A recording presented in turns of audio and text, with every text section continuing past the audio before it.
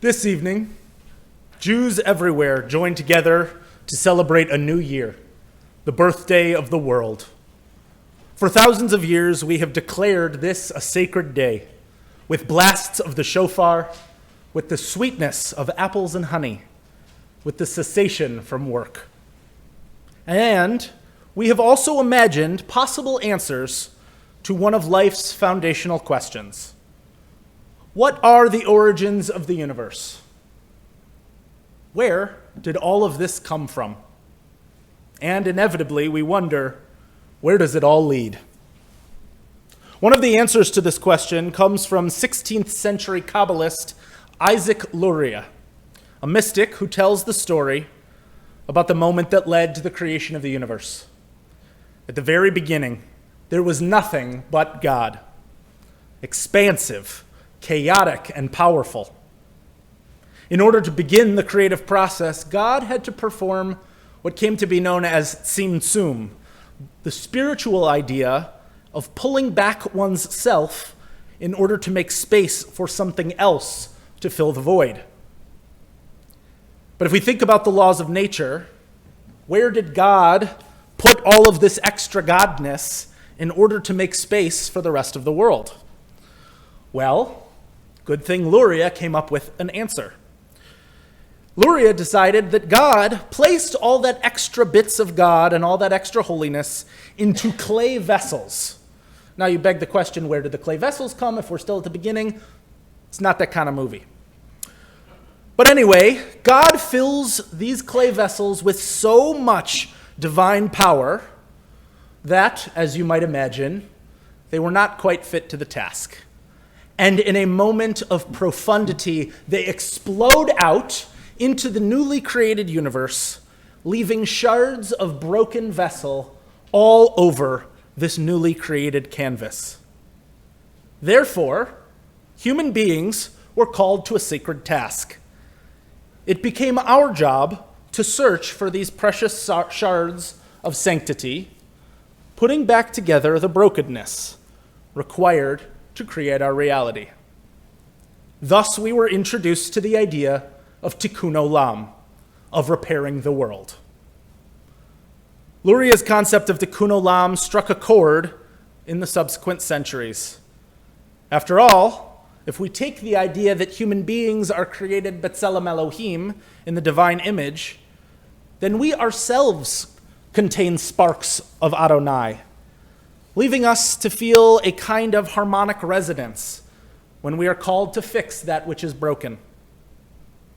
While nature's default status appears to be chaos, an idea outlined in the second law of thermodynamics, which is something you had to Google because they don't teach that in rabbinical school, human beings have always demonstrated an instinct for repair, for order, for harmony.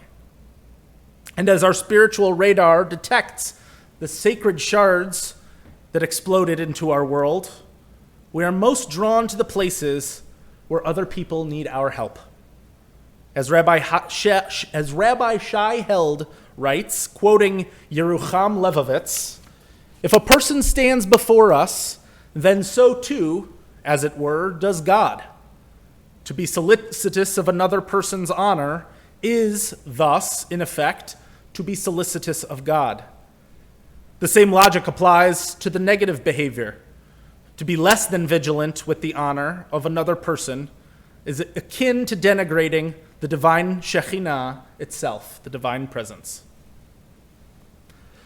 It makes sense, then, that so many of us in this congregation know how it feels to see acts of injustice and cruelty in our world.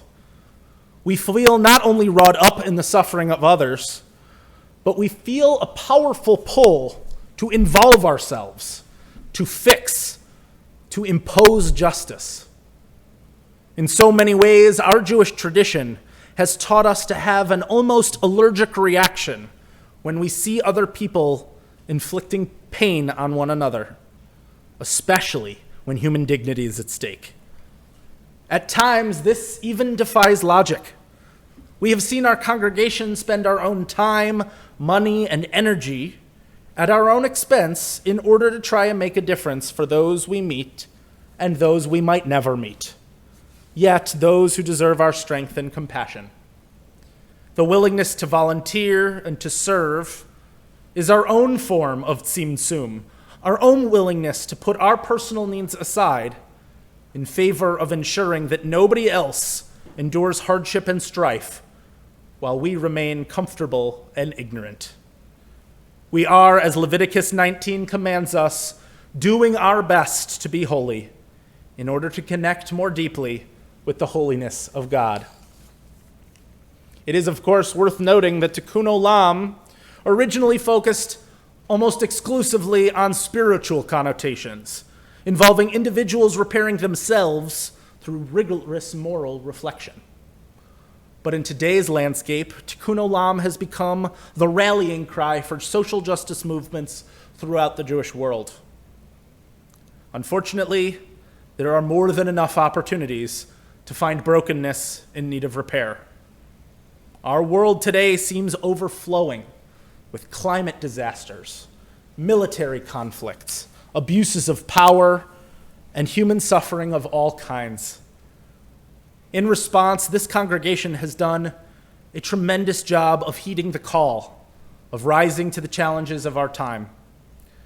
Led by some of our most enthusiastic and dedicated congregants, our Tikkun Olam committee has helped to organize efforts to make an impact on any number of issues, from our long-standing relationship with the Queen City Kitchen to our continuous collections in the big blue bin outside of my office, where I'm delighted to have a small blockade that often makes it impossible to get to work. With a strong connection to the Religious Action Center, we have continually kept an eye on the areas where our help could be most productive and tried to use our resources and communal power to make the greatest possible impact. One of our greatest struggles, though, in a world full of chaos, is to point our attention in the right direction. When Isaac Luria came up with this idea of Tikkun Olam, the world felt like a smaller place, although maybe not to him. Today, our smartphones keep us updated on every single atrocity and every single disaster that befalls humanity. It is impossible to truly hide from all that is going on in our world. Not only are we faced with the injustices and struggles in our own community, county, and country, but also with those taking place a world away, from Ukraine to Israel, from South America to Sudan. We are forced to bear witness to every imaginable crime against humanity, and the compassion of our Jewish values has instilled in us the need to make impossible that which is our dream for peace. The result is a kind of spiritual ADHD as we tilt at almost every windmill, desperate to help where we can, even though the consequence is that so often our efforts are dispersed, diluted, and making it harder for us to have any true impact anywhere. As the old adage goes, when we try to be everything to everyone, we unfortunately wind up being nothing to anyone. It can feel exhausting, demoralizing, and hopeless.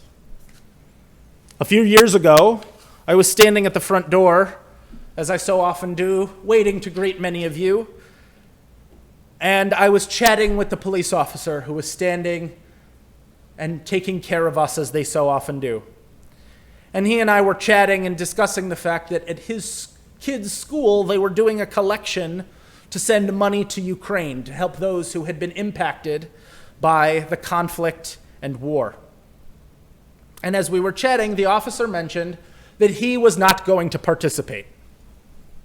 I asked him why, and he said something that struck with me.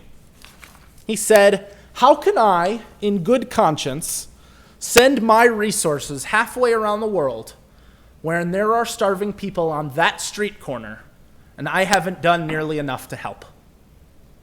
As a police officer, he knew he had sworn an oath to look after this community, and he was saving his time and energy and money for doing just that. Now, I want you to notice how you felt when I shared that story. Was your reaction one of appreciation for the precarious situation he found himself in? Was it one of judgment that he couldn't figure out how to stretch his means to do more than one thing? Was it anxiety at the notion that he forced us to acknowledge that we can't do everything, and sometimes we have to pick? Because I have to tell you, my reaction was yes to all. He was right, though.